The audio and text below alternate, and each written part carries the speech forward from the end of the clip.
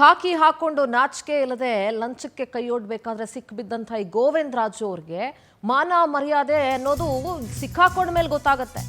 4 ಲಕ್ಷ ಲಂಚ ಪಡಿಬೇಕಾದ್ರೆ ಇನ್ಸ್ಪೆಕ್ಟರ್ ಬಂಧನ ಆದಂಥ ಪ್ರಕರಣ, ದೂರುದಾರನ ಜೊತೆ ಇನ್ಸ್ಪೆಕ್ಟರ್ ಗೋವಿಂದ ರಾಜು ಮಾತಾಡಿರುವಂಥ ಆಡಿಯೋ ಪವರ್ ಟಿವಿಗೆ ಸಿಕ್ಕಿದೆ. Inspector Govinda Raju deal talk power ಟಿವಿಗೆ ಲಭ್ಯ ಆಗಿದೆ. ಚೀಟಿ ಕೇಸ್ ವಾಪಸ್ ಪಡಿಬೇಕಾದ್ರೆ ಹಣಕ್ಕೆ ಇನ್ಸ್ಪೆಕ್ಟರ್ ಬೇಡಿಕೆ ಇಟ್ಟಿದ್ರು. 5 ಲಕ್ಷ ಹಣ ಕೊಡುವಂತೆ ಡಿಮ್ಯಾಂಡ್ ಮಾಡಿದ್ರು ಇನ್ಸ್ಪೆಕ್ಟರ್ ಗೋವಿಂದ ರಾಜು. ನಾಚಿಕೆ ಆಗ್ಬೇಕ್ರಿ. ಆ ನಾಚಿಕೆ ಅನ್ನೋ ಪದದ ಅರ್ಥನೇ ಗೊತ್ತಿಲ್ಲ ನಿಮ್ಗಳಿಗೆಲ್ಲ. ಆಡಿಯೋ ಪ್ಲೇಟ್ ಇದೆಯಲ್ಲ, ಅದು ಇವಾಗ ವೈರಲ್ ಆಗ್ತಾ ಇದೆ, ಪವರ್ ಟಿವಿಗೆ ಸಿಕ್ಕಿದೆ. ಎಕ್ಸ್ಪೆಷಲಿ ಆ ದೂರುದಾರನ ಜೊತೆ ಇನ್ಸ್ಪೆಕ್ಟರ್ ಗೋವಿಂದ ರಾಜು ಏನೆಲ್ಲ ಮಾತಾಡಿದ್ರು ಅನ್ನುವಂಥ ಆಡಿಯೋ ಪವರ್ ಟಿವಿ ಈಗ ನಿಮ್ಮ ಮುಂದೆ ಇಡ್ತಾ ಹೋಗುತ್ತೆ. ನಾಚಿಕೆ ಮಾನ ಮರ್ಯಾದೆ ಇಲ್ಲದೆ 5 ಲಕ್ಷ ರೂಪಾಯಿಗೆ ಡೀಲಿಗೆ ಇಡ್ತಾರೆ. ಆ 5 ಲಕ್ಷ ರೂಪಾಯಿ ಹಣವನ್ನ ಕಲೆಕ್ಟ್ ಮಾಡ್ಕೊಳ್ಳೋದಕ್ಕೆ ಅಂತ ಹೋದಾಗ ಲೋಕ ಬಲೆಗೆ ಇನ್ಸ್ಪೆಕ್ಟರ್ ಗೋವಿಂದ ರಾಜು ಬಿದ್ದಿದ್ದಾರೆ. ಆ ದೂರುದಾರ ಮತ್ತು ಇನ್ಸ್ಪೆಕ್ಟರ್ ನಡುವಿನ ಸಂಭಾಷಣೆ ಈಗ ನಿಮ್ಮ ಮುಂದೆ.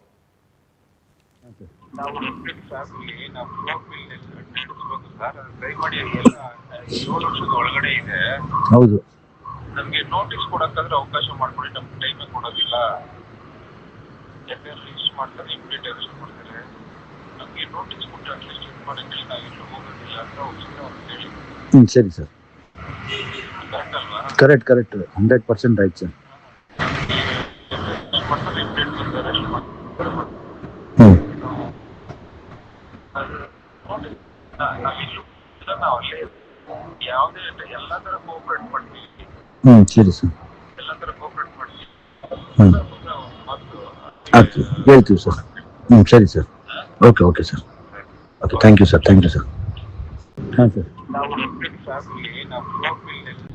ಈ ಸುಳ್ಳು FIRಗಳನ್ನು ಮಾಡಿ ಪರ್ಸ್ನಲಿ ನಮ್ಮನ್ನು ಟಾರ್ಗೆಟ್ ಮಾಡ್ತಾರೆ. ನಮ್ಮನ್ನು ಅಂದರೆ ನಾವು, ನಮ್ಮ ಕುಟುಂಬನ. ಇದರಲ್ಲಿ ಇನ್ನೊಂದು ವಿಷಯ ಏನಂತಂದರೆ, ನಮ್ಮ ಅಮ್ಮ ಅಪ್ಪ ಇಬ್ಬರೂ ಸೀನಿಯರ್ ಸಿಟಿಸನ್ಸ್. ಅವರಿಗೆ ಯಾವುದೇ ರೀತಿ ಟ್ರಾನ್ಸಾಕ್ಷನ್ಸಲ್ಲಿ ಹೇಳಿಕೆ ಇಲ್ಲ, ಅವ್ರಿಗೆ ಗೊತ್ತಿಲ್ಲ, ಅವರ ಅಮಾಯಕರು. ಅವರನ್ನು ಕೂಡ FIRಲ್ಲಿ ಸೇರಿಸಿ, ಅವರನ್ನು ಕೂಡ ಸುಳ್ಳು FIRಲ್ಲಿ ಸೇರಿಸಿ ಅವರಿಗೂ ಸಹ ಪರ್ಸ್ನಲಿ ಟಾರ್ಗೆಟ್ ಮಾಡ್ತಾರೆ. ಈ ಅರೆಸ್ಟ್ ಮಾಡಿದ ಕೂಡಲೇ ಕರ್ಕೊಂಡೋಗಿ ನಮ್ಮನ್ನು ಫೋನ್ಗಳು ಕಿತ್ಕೊಂಡು ನಮ್ಮನ್ನು ಲಾಕಪ್ ಒಳಗೆ ಹಾಕ್ತಾರೆ. ಅದರ ನಂತರ ನಮಗೆ ಗೋವಿಂದ ರಾಜು ಅವರು ಹಣವನ್ನು ಡಿಮಾಂಡ್ ಮಾಡ್ತಾರೆ. ಮೇಲೆ ACP ರವರೆಗೂ ಕೊಡಬೇಕು ಅಂತ ಟೋಟಲ್ ಆಗಿ 2 ಕೋಟಿಯನ್ನು ಹೇಳಿಕೆಯನ್ನು ಇವರು ಡಿಮಾಂಡ್ ಮಾಡ್ತಾರೆ. 2 crores ಅಮೌಂಟ್. ವೆಂಕಟೇಶ್ ನೇರ ಸಂಪರ್ಕದಲ್ಲಿ ಜಾಯ್ನ್ ಆಗ್ತಿದ್ದಾರೆ. ವೆಂಕಟೇಶ್, ಇತ್ತೀಚಿನ ದಿನಗಳಲ್ಲಿ ಪೊಲೀಸರೇ ಕ್ರೈಮ್ಗಳಲ್ಲಿ ಭಾಗಿಯಾಗ್ತಾ ಇರುವಂತಹ ಅನೇಕ ಪ್ರಕರಣಗಳನ್ನ ನಾವು ನೋಡ್ತಾ ಇದ್ದೀವಿ. ಇದ್ರ ಬಗ್ಗೆ ಸಾಕಷ್ಟು ಚರ್ಚೆ ಕೂಡ ಮಾಡಿದ್ವಿ. ಈಗ ಮತ್ತೊಂದು ಅಂಥದ್ದೇ ಪ್ರಕರಣ. ವೆಂಕಟೇಶ್, ನನ್ನ ಧ್ವನಿ ಕೇಳಿಸ್ತಾ ಇದೆಯಾ ನಿಮಗೆ? ಎಸ್, ಮತ್ತೊಮ್ಮೆ ನಮ್ಮ ಪ್ರತಿನಿಧಿಯನ್ನ ನೇರ ಸಂಪರ್ಕಕ್ಕೆ ತೆಗೆದುಕೊಳ್ಳುವಂತ ಪ್ರಯತ್ನ ಮಾಡ್ತೀನಿ. ನೀವು ದೃಶ್ಯಗಳಲ್ಲಿ ನೋಡ್ಬೋದು, ಸಿಕ್ಕ ಬಿದ್ದಿದ ತಕ್ಷಣ ಯಾವ ತರ ಕಿರ್ಚಾಡ್ತಾರೆ ಅಂತ ಹೇಳಿ. ಆ ಖಾಕಿಗೆ ಯಾರಾದ್ರೂ ಜನ ಮರ್ಯಾದೆ ಕೊಡ್ತಾರೇನ್ರಿ? ಆ ಯೂನಿಫಾರ್ಮ್ ಹಾಕೊಂಡಿರೋದಕ್ಕಾದ್ರೂ ಬೆಲೆ ಇದೆಯಾ? ಅಂಡ್ ಬರೀ ಇದು ಬೈಗುಳದ ಪ್ರಶ್ನೆ ಅಲ್ಲ. ಅಂಡ್ ಗೃಹ ಇಲಾಖೆ ಮತ್ತೆ ಸರ್ಕಾರ, ಪೊಲೀಸ್ ಡಿಪಾರ್ಟ್ಮೆಂಟ್ ಇದನ್ನ ಸೀರಿಯಸ್ ಆಗಿ ತಗೋಬೇಕು. ಪೊಲೀಸರು ಯಾಕೆ ಇತ್ತೀಚಿನ ದಿನಗಳಲ್ಲಿ ಇಷ್ಟೊಂದು ಕ್ರೈಮ್ ಅಲ್ಲಿ ಭಾಗಿಯಾಗ್ತಾ ಇದ್ದಾರೆ ಅಂತ? ಅವ್ರಿಗೇನು ಸಂಬಳ ಸರಿಯಾಗಿ ಸಿಗ್ತಾ ಇಲ್ವಾ? ಅಥವಾ ಸಿಗ್ತಾರ ಸಂಬಳ ಸಾಕಾಗ್ತಾ ಇಲ್ವಾ? ಏನು ಎತ್ತ ಅನ್ನೋದ್ರ ಬಗ್ಗೆ ಚರ್ಚೆ ಆಗ್ಬೇಕಲ್ಲ. ಯಾಕೆ ಪೊಲೀಸರು ಇಷ್ಟೊಂದು ಕ್ರೈಮ್ಗಳಲ್ಲಿ ಭಾಗಿಯಾಗ್ತಿದ್ದಾರೆ? ಬ್ಯಾಂಕ್ ಲೂಟಿಯಲ್ಲಿ, ಚಿನ್ನದ ಲೂಟಿಯಲ್ಲಿ, ಲಂಚ ಪಡ್ಕೊಳ್ಬೇಕಾದ್ರೆ ಕೇಸ್ ಮುಚ್ಚಾಕೋದಕ್ಕೆ, ಕೇಸ್ ಹಾಕೋದಕ್ಕೆ, ಎಲ್ಲದಕ್ಕೂ ಲಂಚ ಲಂಚ ಲಂಚ ಅಂತ ಅಂದ್ಬಿಟ್ರೆ ಜನ ಎಲ್ಲಿಗೆ ಹೋಗಿ ಸಾಯ್ಬೇಕು? ಅಂಡ್ ಕೌನ್ಸಿಲಿಂಗ್ ಕೊಡಬೇಕು ನೀವು ಗೃಹ ಇಲಾಖೆಯಿಂದ. ಎಸ್, ನಮ್ಮ ಪ್ರತಿನಿಧಿ ವೆಂಕಟೇಶ್ ನೇರ ಸಂಪರ್ಕದಲ್ಲಿ ಜಾಯ್ನ್ ಆಗಿದ್ದಾರೆ. ವೆಂಕಟೇಶ್, ನಾನು ಆಗ್ಲೇ ಹೇಳ್ತಾ ಇದ್ದೆ, ಪೊಲೀಸರು ಇತ್ತೀಚಿನ ದಿನಗಳಲ್ಲಿ ಸಾಕಷ್ಟು ಕ್ರೈಮ್ಗಳಲ್ಲಿ ಭಾಗಿಯಾಗ್ತಾ ಇರುವಂತಹ ಅನೇಕ ಪ್ರಕರಣಗಳನ್ನ ನಾವು ನೋಡ್ತಾ ಇದ್ದೀವಿ. ಇವತ್ತು ಅಷ್ಟೇ ಒಂದು ಚೀಟಿ ವ್ಯವಹಾರದ ಕೇಸ್ ಸಂಬಂಧವಾಗಿ ಗೋವಿಂದ ರಾಜು ಅವರು ಒಂದು 5 ಲಕ್ಷ ದುಡ್ಡಿಗೆ ಡಿಮ್ಯಾಂಡ್ ಮಾಡ್ತಾರೆ. ತಗೊಳ್ಬೇಕಾದ್ರೆ ರೆಡ್ ಹ್ಯಾಂಡ್ ಆಗಿ ಸಿಗಾಕೊಳ್ತಾರೆ. ಏನ್ ಹೇಳ್ತೀರಿ ವೆಂಕಟೇಶ್? ಇಡೀ ಪೊಲೀಸ್ ಇಲಾಖೆ ಹಂತದಲ್ಲೂ ತಲೆ ತಗ್ಸುವಂತ ಕೆಲಸಗಳಾಗ್ತಾ ಇದೆ. ಹೌದು ಸಿಂಧೂರ, ಕಳೆದ ಕೆಲವು ದಿನಗಳ ಹಿಂದೆ ಕೂಡ ACP ಒಬ್ಬರು, ಮಲ್ಲೇಶ್ವರಂನ ACP ಕೃಷ್ಣಮೂರ್ತಿ ಒಬ್ಬರು ಒಂದು ಹೋಟೆಲ್ನಲ್ಲಿ ಹಣಕ್ಕೆ ಡಿಮ್ಯಾಂಡ್ ಮಾಡುವಂಥ ಸಂದರ್ಭದಲ್ಲಿ ಕೂಡ ಲೋಕಾಯುಕ್ತ ಅಧಿಕಾರಿಗಳು ಟ್ರ್ಯಾಪ್ ಅನ್ನು ಮಾಡಿದ್ರು. ಅದಾದ ಬಳಿಕ ಈಗ KP ಅಗ್ರಹಾರ ಪೊಲೀಸ್ ಠಾಣೆಯ ಇನ್ಸ್ಪೆಕ್ಟರ್ ಆಗಿರುವಂತಹ ಗೋವಿಂದರಾಜುರವರು ಲೋಕಾಯುಕ್ತ ಅಧಿಕಾರಿಗಳ ಬಲಿಗೆ ಬಿದ್ದಿರುವಂತದ್ದು. ಕೇಸ್ ಒಂದಕ್ಕೆ ಸಂಬಂಧಪಟ್ಟಂತೆ ಮೂವರ ವಿರುದ್ಧ ಒಂದು ಬಡ್ಸ್ ಕೇಸ್ ಆಕ್ಟ್ ನ ಅಡಿಯಲ್ಲಿ ಒಂದು FIR ದಾಖಲಾಗಿರುತ್ತೆ. ಆ FIR ನ ಅಡಿಯಲ್ಲಿ ಕೂಡ ಆರೋಪಿಗಳನ್ನ ಠಾಣೆಗೆ ಕಂಡು ವಿಚಾರಣೆ ಮಾಡುವಂತಹ ಸಂದರ್ಭದಲ್ಲಿ ಈ ಕೇಸಿಂದ ತಮ್ಮನ್ನ ಕೈ ಬಿಡಬೇಕಂದ್ರೆ 20 ಲಕ್ಷ ರೂಪಾಯಿ ಹಣವನ್ನು ಕೊಡಿ ಅಂತಾರೆ. ಅಂದ್ರೆ ಆರಂಭದಲ್ಲಿ ಅವರು 2 ಕೋಟಿ ಹಣಕ್ಕೆ ಡಿಮ್ಯಾಂಡ್ ಮಾಡಿದ್ರು ಅಂತ ಇರ್ತಾರೆ.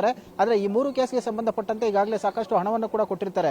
ಅದಾದ ಬಳಿಕ ಒಂದು ಕೇಸ್ಗೆ ಸಂಬಂಧಪಟ್ಟಂತೆ ಈ ಅಕ್ಬರ್ ಎನ್ನುವಂತಹ ವ್ಯಕ್ತಿ ಏನಿರ್ತಾನೆ ಆತ ಮಧ್ಯಸ್ಥಿಕೆಯನ್ನು ವಹಿಸಿ ಇದನ್ನ ಕೇಸನ್ನ ಡೀಲ್ ಮಾಡ್ತೀನಿ ಅಂತ ಕೂಡ ಹೇಳ್ತಾರೆ. ಅಂದ್ರೆ ಈ ಕೇಸ್ಗೆ ಸಂಬಂಧಪಟ್ಟಂತೆ ಆರೋಪಿಗಳನ್ನ ಬಂಧನ ಮಾಡೋದಕ್ಕೆ ಅಂತ ಹೇಳಿ ಇಡೀ ಪಟಾಲಂ ಕೂಡ ಗೋವಿಂದರಾಜ್ ಅವರ ಜೊತೆ ಅವರ ಮನೆಗೆ ಹೋಗಿರುತ್ತೆ. ಆ ಸಂದರ್ಭದಲ್ಲಿ ಅವರು ಕೂಡ ಕೇಳ್ತಾರೆ, ಕೇಸನ್ನ FIR ಆಗಿದೆಯಾ, ಸರ್ಚ್ ವಾರೆಂಟ್ ಇದೆಯಾ, ಯಾಕೆ ನಮಗೆ ಈ ರೀತಿಯಾಗಿ ಟಾರ್ಚರ್ ಕೊಡ್ತೀರಾ ಅಂತ ಹೇಳಿ. ಸೊ ಅದೆಲ್ಲವನ್ನು ಕೂಡ ಅವರು ವಿಡಿಯೋವನ್ನು ಮಾಡ್ಕೊಳ್ತಾರೆ, ಮನೆ ಒಳಗಡೆ ಹೋಗಿರುವಂತಹ ಪೊಲೀಸರ ಒಂದು ವಿಡಿಯೋಗಳನ್ನ. ಅದಾದ ಬಳಿಕ ಅವ್ರನ್ನ ಪೊಲೀಸ್ ಠಾಣೆಗೆ ಕರ್ಕೊಂಡು ಬಂದು ಲಾಕಪ್ ಅಲ್ಲಿ ಇಟ್ಟು ವಿಚಾರಣೆ ಮಾಡ್ತಾರೆ. ವಿಚಾರಣೆ ಮಾಡುವಂತಹ ವೇಳೆಯಲ್ಲಿ ಕೂಡ ಈ ಕೇಸಿಂದ ನಿಮ್ಮನ್ನ ಕೈ ಬಿಡಬೇಕಂದ್ರೆ ಹಣವನ್ನು ಕೊಡಬೇಕು ಅಂತ ಹೇಳ್ತಾರೆ. ಆಗ ಆರಂಭದಲ್ಲಿ ಅವರು ಹಣ ಕೊಡೋದಕ್ಕೆ ಒಪ್ಕೊಳ್ತಾರೆ, 1 ಲಕ್ಷ ರೂಪಾಯಿ ಹಣವನ್ನು ಕೂಡ ಕೊಡ್ತಾರೆ. ಅದಾದ ಬಳಿಕ ಮತ್ತೆ 4 ಲಕ್ಷ ರೂಪಾಯಿ ಹಣವನ್ನು ಕೊಡಿ ಅಂತ ಹೇಳ್ತಾರೆ. ಮರುದಿನ ಅವ್ರನ್ನ CR ಗ್ರೌಂಡ್ಗೆ ಬರೋದಕ್ಕೆ ಹೇಳಿ ಲೋಕಾಯುಕ್ತ ಅಧಿಕಾರಿಗಳಿಗೆ ಅವರು ಮಾಹಿತಿಯನ್ನು ಕೊಡ್ತಾರೆ.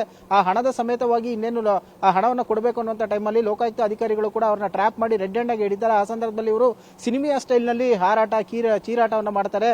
ಅವ್ರನ್ನ ಲಾಕ್ ಮಾಡಿದ ಕೂಡಲೇ ಯಾರು ಅಂತ ಹೇಳಿ ಕಿರಿಸ್ತಾ ಇರ್ತಾರೆ. ಆಗ ಅವರು ಕೂಡ ಕನ್ವೆ ಮಾಡ್ತಾರೆ, ನಾವು ಲೋಕಾಯುಕ್ತ ಅಧಿಕಾರಿಗಳು, ನೀವು ಟ್ರ್ಯಾಪ್ ಆಗಿದ್ದೀರಾ ಅಂತ ಹೇಳಿ. ಆಗ ತಕ್ಷಣ ಪೊಲೀಸರು ಲೋಕಾಯುಕ್ತ ಅಧಿಕಾರಿಗಳು ಕೂಡ ಹೇಳ್ತಾರೆ, ಅವರ ಬಳಿ ಇರುವಂತಹ ವೆಪನ್ ಅನ್ನ ತೆಗೆದುಕೊಳ್ಳಿ ಅಂತ ಹೇಳಿ. ಯಾಕಂದ್ರೆ ಈ ಒಂದು ಹತಾಶೆಯಿಂದ ಏನಾದರೂ ಹೆಚ್ಚು ಕಡಿಮೆ ಮಾಡ್ಕೊಳ್ಳಬಹುದು ಅನ್ನುವಂಥ ನಿಟ್ಟಿನಲ್ಲಿ ಕೂಡ ಅದನ್ನ ಹೇಳ್ತಾರೆ.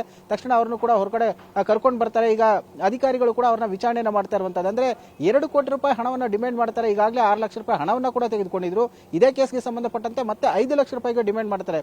1 ಲಕ್ಷ ಹಣವನ್ನ ಕೊಟ್ಟಿರ್ತಾರೆ.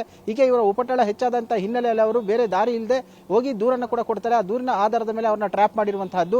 ಸದ್ಯ ಈಗ ಅವರ ಒಂದು ಆಡಿಯೋ ಕೂಡ ರಿವೀಲ್ ಆಗಿರುವಂತದ್ದು. ದೂರುದಾರನ ಜೊತೆ ಮಾತಾಡಿರುವಂತದ್ದು, ಹಿರಿಯ ಅಧಿಕಾರಿಗಳ ಹೆಸರನ್ನು ಕೂಡ ಇಲ್ಲಿ ಹೇಳಿದ್ದಾರೆ. ಅವ್ರಿಗೂ ಕೂಡ ಹಣವನ್ನು ಕೊಡಬೇಕು ಅಂತ ಹೇಳಿ.